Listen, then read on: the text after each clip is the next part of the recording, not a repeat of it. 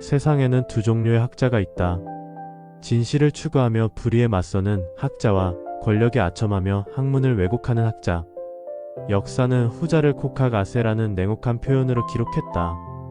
그러나 때로는 이 냉혹한 현실 속에서도 한 사람의 용기가 전 세계의 운명을 바꿀 수 있음을 보여준다. 콕하가세는 학문을 굽혀서 세상에 아첨한다는 뜻이다. 곡은 구부러짐을, 학은 학문을, 아는 아첨함을, 세는 세상을 의미한다.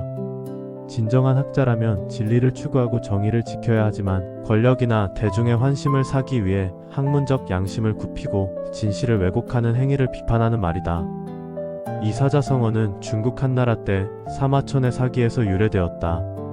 사마천은 콕하가세라는 표현을 통해 학문의 본질을 잃고 권력자들의 비위를 맞추려는 학자들을 강하게 비판했다. 특히 한 무제시대의 일부 유학자들이 황제의 정책을 무조건 옹호하며 학문적 독립성을 포기하는 모습을 보고 이런 표현을 사용했다. 사마천 자신도 이런 현실과 맞서 싸웠다. 그는 황제의 분노를 사서 궁영이라는 극형을 받으면서도 역사의 진실을 기록하려 했다. 그의 사기는 바로 콕하가세를 거부하고 진실한 역사를 남기려 한 위대한 작품이다. 갈릴레오 갈릴레이는 이탈리아 피사에서 태어난 천문학자이자 물리학자로 근대 과학의 아버지라고 불린다. 그는 망원경을 개량하여 천체 관측에 사용한 최초의 과학자였으며 지구가 태양 주위를 돈다는 지동설을 지지했다가 종교 재판에 회부되어 평생 가택연금을 당한 인물이다. 하지만 그의 삶은 단순히 과학적 발견의 역사가 아니라 진실을 지키기 위해 권력과 맞서 싸운 한 인간의 용기에 관한 이야기다. 1564년 이탈리아 피사에서 태어난 갈릴레오 갈릴레이는 어려서부터 남다른 호기심을 보였다. 아버지 빈센초 갈릴레이는 음악가이자 수학자였는데 그는 아들에게 권위에 맹종하지 말고 직접 관찰하고 실험해보라고 가르쳤다. 이런 교육 방식은 후에 갈릴레이가 아리스토텔레스의 권위에 도전할 수 있는 정신적 토대가 되었다. 어린 갈릴레이는 피사 대성당에서 샹들리에가 흔들리는 모습을 보며 시간의 규칙성에 대해 의문을 품었다. 그는 자신의 맥박을 재며 샹들리에의 주기를 측정했고 이는 훗날 진자의 원리 발견으로 이어졌다. 이미 소년 시절부터 그는 기존의 상식을 의심하고 직접 확인해보는 과학자의 자질을 보여주었다.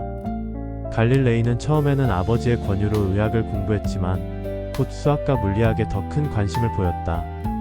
피사 대학에서 그는 아리스토텔레스의 물리학 이론을 배웠지만 많은 부분에서 의문을 가졌다. 특히 무거운 물체가 가벼운 물체보다 빠르게 떨어진다는 아리스토텔레스의 주장에 대해 강한 의구심을 품었다. 그는 실제로 피사의 사탑에서 실험을 통해 아리스토텔레스의 이론이 틀렸음을 증명했다. 이는 당시 학계에 큰 충격을 주었다. 2000년간 절대적 권위로 받아들여진 아리스토텔레스의 이론에 도전하는 것은 매우 위험한 일이었다. 많은 동료 교수들이 그의 실험 결과를 인정하지 않았고 일부는 아예 실험을 보려 하지도 않았다. 1609년 갈릴레이는 네덜란드에서 발명된 망원경을 개량하여 천체 관측에 사용했다. 그가 만든 망원경의 성능은 기존 것보다 20배나 뛰어났다. 이 망원경을 통해 그는 달의 표면이 매끄럽지 않고 울퉁불퉁하다는 것을 발견했다. 이는 천체가 완벽한 구체라는 아리스토텔레스와 프톨레마이오스 체계의 기본 가정을 뒤흔드는 발견이었다. 더 놀라운 발견은 목성의 위성이었다. 갈릴레이는 목성 주위를 도는 4개의 위성을 발견했고 이를 메디치 가문의 별이라고 명명했다. 이 발견은 모든 천체가 지구를 중심으로 돌고 있다는 지구 중심설에 치명적인 타격을 가했다. 목성의 위성들은 분명히 지구가 아닌 목성을 중심으로 돌고 있었기 때문이다. 금성의 위상 변화 관측은 더욱 결정적이었다. 금성이 태양을 중심으로 돌고 있을 때만 나타날 수 있는 위상 변화를 관측한 것이다. 이는 코페르니쿠스의 태양 중심설이 옳다는 강력한 증거였다. 갈릴레이의 발견들은 점점 더 많은 주목을 받았지만 동시에 강력한 반발도 불러일으켰다. 당시 가톨릭 교회는 지구 중심설을 교리의 일부로 받아들이고 있었고 태양 중심설은 성경의 문자적 해석과 충돌했다. 교회의 권위자들은 갈릴레이의 주장이 종교적 질서를 위협한다고 보았다. 1616년 로마 교황청은 코페르니쿠스의 천체의 회전에 관하여를 금서로 지정했다. 갈릴레이는 로마의 종교재판소에 소환되어 태양 중심설을 가르치거나 옹호하지 말라는 경고를 받았다. 이는 과학자로서는 매우 굴욕적인 일이었다. 자신이 직접 관측하고 증명한 진실을 포기하라는 것이었다. 많은 동료 학자들이 갈릴레이에게 타협을 권했다. 교회의 권위에 순종하고 조용히 다른 연구를 하라는 것이었다. 이것이 바로 전형적인 코카가세였다. 진실보다는 권력에 순응하여 안전한 길을 선택하라는 것이었다. 그러나 갈릴레이는 진실을 포기할 수 없었다. 1632년 그는 톨레마이오스와 코페르니쿠스의 두 주요 세계체계에 관한 대화를 출간했다. 이 책은 표면적으로는 두 체계를 중립적으로 소개하는 것처럼 보였지만 실제로는 태양 중심설의 우수성을 명확히 보여주는 내용이었다. 교황 우르바누스 8세는 이를 자신에 대한 모독으로 받아들였다.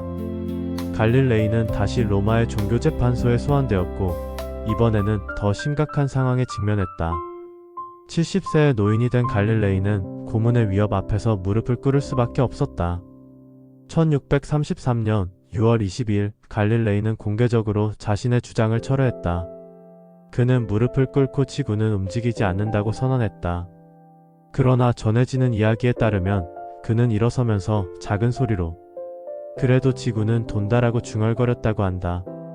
이 일화가 실제로 일어났는지는 확실하지 않지만 갈릴레이의 정신을 상징적으로 보여준다. 그는 권력의 압박에 굴복했지만 진실에 대한 확신만은 포기하지 않았다. 그는 가택연금을 당하면서도 계속 연구를 이어갔고 새로운 두과학에 관한 대화를 완성했다. 갈릴레이의 마지막 몇 년은 고독했다. 딸 마리아 첼레스테의 죽음은 그에게 큰 슬픔을 주었고 시력을 잃어가며 연구도 어려워졌다. 그러나 그는 자신의 일생을 후회하지 않았다. 진실을 추구하는 것이 학자의 의무라고 믿었기 때문이다. 1642년 1월 8일 갈릴레이는 77세의 나이로 생을 마감했다. 교회는 그의 장례를 성대하게 치르는 것을 허용하지 않았고 묘비명도 금지했다. 그러나 그의 제자들과 후학들은 그가 남긴 유산을 계승했다. 뉴턴을 비롯한 후대의 과학자들은 갈릴레이의 업적을 기반으로 현대 과학의 기초를 닦았다. 갈릴레이의 삶은 코카가스의 유혹에 맞서 진실을 추구한 위대한 여정이었다. 그는 권력의 압박과 동료들의 만류에도 불구하고 자신이 관측한 진실을 포기하지 않았다. 비록 생전에는 굴복할 수밖에 없었지만 역사는 그의 용기를 기억하고 있다. 오늘날 우리가 살고 있는 세상에도 여전히 코카가스의 유혹이 존재한다. 권력에 영합하고 대중의 환심을 사기 위해 진실을 왜곡하거나 은폐하는 일들이 반복되고 있다. 그러나 갈릴레이의 삶이 보여주듯이 진실은 결국 승리한다. 일시적으로 억압받을 수는 있지만 진리는 시간이 지나면 반드시 빛을 발한다. 갈릴레이가 남긴 가장 큰 유산은 관측과 실험을 통해 진실을 찾는 과학적 방법론이다. 그는 권위에 맹종하지 않고 직접 확인해보는 것의 중요성을 일깨워 주었다. 이는 학문의 영역뿐만 아니라 우리 삶의 모든 영역에서 필요한 자세다. 현대를 살아가는 우리에게도 갈릴레이의 정신이 필요하다. 가짜 뉴스와 왜곡된 정보가 넘쳐나는 시대에 진실을 분별하고 용기 있게 목소리를 내는 것은 더욱 중요해졌다. 코카가스의 유혹에 넘어가지 않고 진실을 추구하는 갈릴레이의 정신을 계승해야 할 때다. 그래도 지구는 돈다는 갈릴레이의 말처럼 진실은 그 누구도 막을 수 없다. 구독과 좋아요 부탁드립니다.